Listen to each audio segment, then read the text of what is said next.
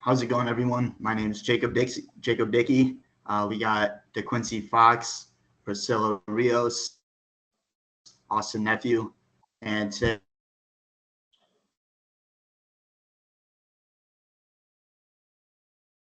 so overview of what we're going to be talking about. This is going to be the agenda, and we're going to be starting us off talking about some issues, talking about some recommendations that we're going to give for Thrivent, talking about some of the strategies they use, going over some of the financials they have had over the past few years, talking about some numbers and some graphs. We're going to dive in and talk about some of the internal and external business problems that they face, along with just some of the things that go on within the industry as well. And then to end us off, we're going to talk about some of the competitive advantages that Thrivent holds and whether the market is attractive or not. All right, so we have a few issues that Thrivent currently has. So at the latest video with the manager at Thrivent, he was wearing a 18 karat gold Rolex Submariner, which is almost a $20,000 watch. Which kind of if I was a client looking for a nonprofit firm to manage my money, I could be turned off by this. So looking at their financials, Thrivent's lagging in the debt ratio, current ratio, and asset under management growth compared to Raymond James Financial and LPL, even though Thrivent gets preferential tax treatment. Thrivent has sort of ineffective marketing campaign among Gen Zers and millennials. None of MTSU students who are involved in this project knew who Thrivent was. And over the past year, local sales grew 26%, but looking at a 60-40 portfolio, that grew 18%. So most of Thrivent sales was likely attributed to market returns. So how does Thrivent win? So one, they need to expand brand recognition by speaking at churches and creating an informative online presence. Two, they must cater to millennials and older Gen Z individuals to boost long-term recurring revenue. And three, stick with Christian-centered mission and stay away from greed. So Thrivent has a focused differentiation strategy. 95% of Thrivent's customers are Christian faith. Christians seek counsel and relationship building, which sets Thrivent apart.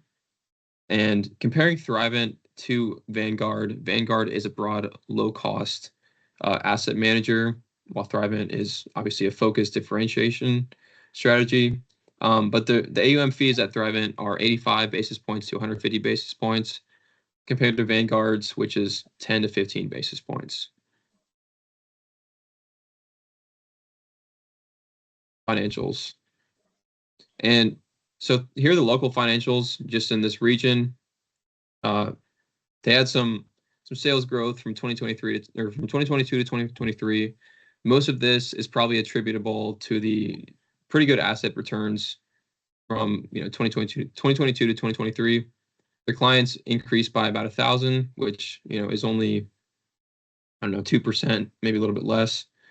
Revenue per client goes along with sales, and if you multiply revenue per client, if you divide revenue per client by 1%, you get the estimated assets per client of about 43,000 in 2023. So this graph shows the return on equity or return on surplus, and it generally shows how LPL has the highest return, and then RJF is somewhere in the middle, and Thrivent is typically the lowest and has the lowest return on equity. And this graph shows the market share. Once again, LPL contains the majority of the market, and RJF and Thrivent are both about neck and neck. And this shows about the last 3 to 4 years. So Thrivent really hasn't increased the market share at all. And here's our current ratio of the three firms. So LPL is in the best short-term, liquidity standpoint. Thrivent is currently in the worst. However, this is not. You don't need to look at this with a grain of salt. How about that? All right, so Thrivent's debt ratio is a little bit higher than the other two, but to calculate long-term or the debt ratio, we used long-term liabilities divided by administrative assets. So yeah, we want to see that a little bit lower. So looking at asset under management growth, so Thrivent did lag or has been lagging LPL and RJF over the past few years.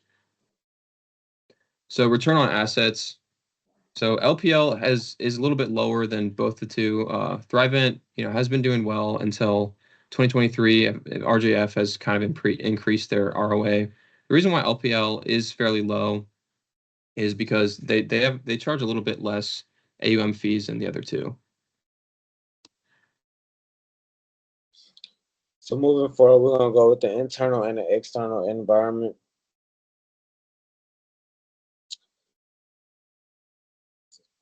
Okay, so starting off with the strengths.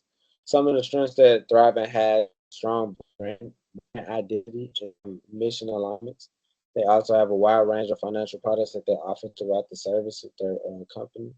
Some of the weaknesses of things that they can work on is they have little brand recognition, and also they have a trouble with scale. So averaging $431 per yearly revenue. That's localized yearly revenue per client. That's pretty low compared to some of the other companies and other bigger companies, and how much that they really could be making. And they also have conflicting profits with the mission. Moving forward, we can look forward to their opportunities of growth.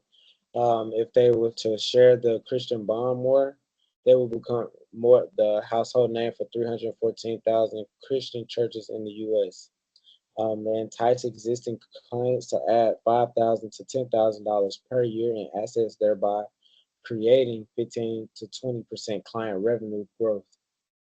And some of the threats they have is 15,000 RIA firms in the U.S. and growing.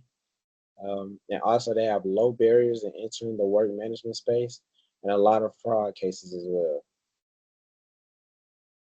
And moving forward, we're going to look into the Pestel external analysis. Well, some of the things about the political factor is the current top investing fear, partisanship. So with that, around 61% of the investors surveyed by investors says that they were worried about the 2024 U.S. election. So they were worried about whether or not who would win and what type of outcome or shift that it could have as far as like when it comes to investments. The economical is ETF fees. ETF fees over the last 20 years, the average half of what they have in the current year of 2023. In social, some of the profit disconnect cultures, there's a disconnect between the company's mission and they focus on aggressive sales tactics, and it doesn't always feel aligned.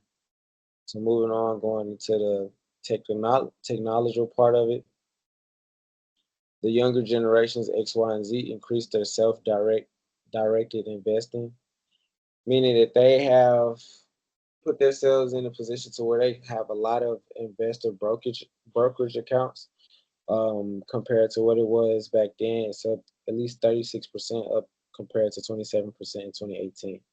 Environmental, they have at least 200 plus billion in hurricane damages this year alone, especially from topping from Hurricane Hurricane Helene and Milton. And also legal, the IRS section 5501C8, the upward shift in individual tax rates causes fewer investable assets as well. All right, so this is what I believe is the greatest opportunity for long-term growth for Thrivent. So if you look at this Excel spreadsheet that I created, If we start with a 60-year-old who has $1 million in investable assets, we assume a 5% growth rate for the next 25 years, a 3% withdrawal rate, and 80 basis point asset fee. So if you net this AUM growth out, you do investment growth minus withdrawals minus asset fees to get 1.2% per year. So the total fees collected, this is a big number I want you to pay attention to, is the sum of the fees. It's $242,000 over the 25 years.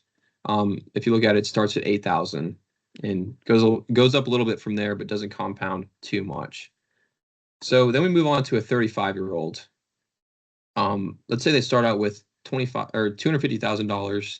They grow their investments at 8.5% per year with 5% of portfolio additions per year. Again, we assume an 80 basis point asset fee. And, obviously, if you calculate this, it's a 12.7% net AUM growth. We start out with only a $2,000 fee collected for the first year. But then we get all the way up to $39,000, almost $40,000 in asset fee for the last year. So you look at that huge, compounded growth rate. That's because the portfolio grew almost 20x in that 25 years due to the net AUM growth.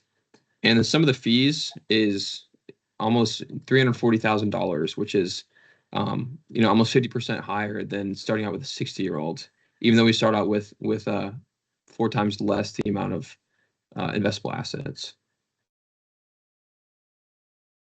Looking at the value chain, some of the primary activities that they have that's included in it, the inbound logistics, they have partnerships with the financial institutions, along with the data collection and resource allocations. Operations have financial product development, underwriting, and risk assessment and compliance and legal operations. Outbound logistics has distribution channels and service delivery optimizations.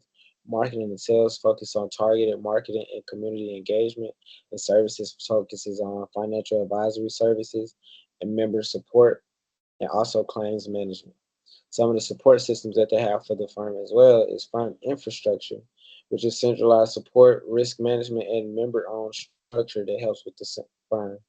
The human resources also recruit, train, and retain successful advisors that align with the mission.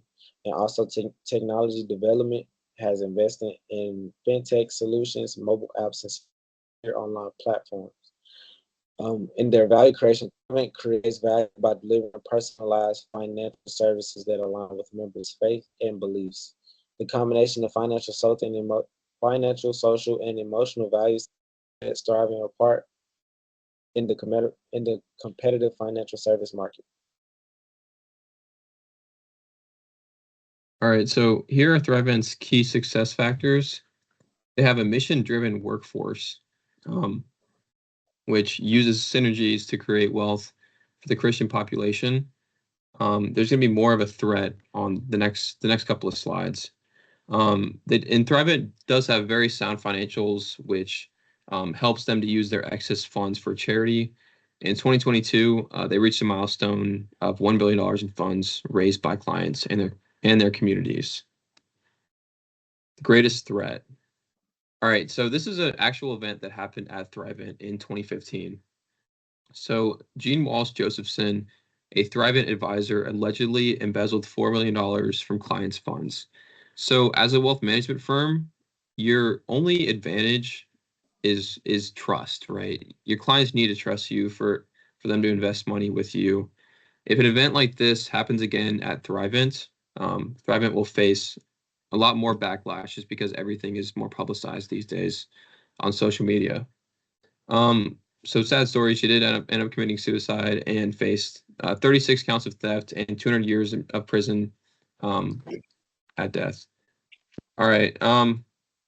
And Thrivent needs to continue to hire advisors that align with their mission. So more background tests, more things that they can, test before they hire them on. They need to know what their true, I guess their true values are. Okay, and so now we're moving on to our Porter's 5 Forces, where we can analyze its competitive environment. So for threat of new entrants, it was a moderate threat due to high barriers. So they need to watch out for new companies.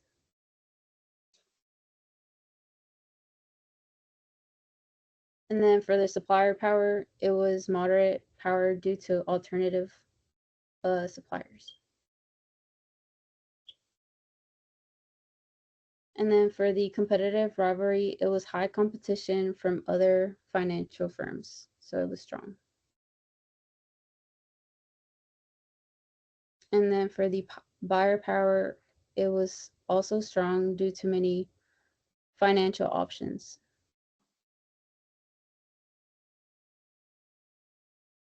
And then the threat of substitutions, it was strong. It was a strong threat from fintech and new financial products. And then we were able to determine that this industry is unattractive. So here's a competitive strength assessment.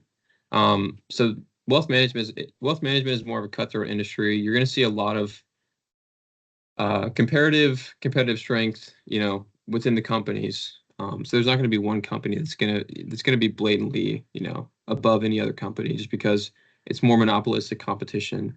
Obviously, there is not a defined leader in the industry. The VRIN, I would say the only sustainable competitive advantage is their trust with their clients. Their trust is so good that their clients are sending them referral after referral, and that is the best force of marketing. It's also free. All right, and then just to wrap up, so how does Thrivent win?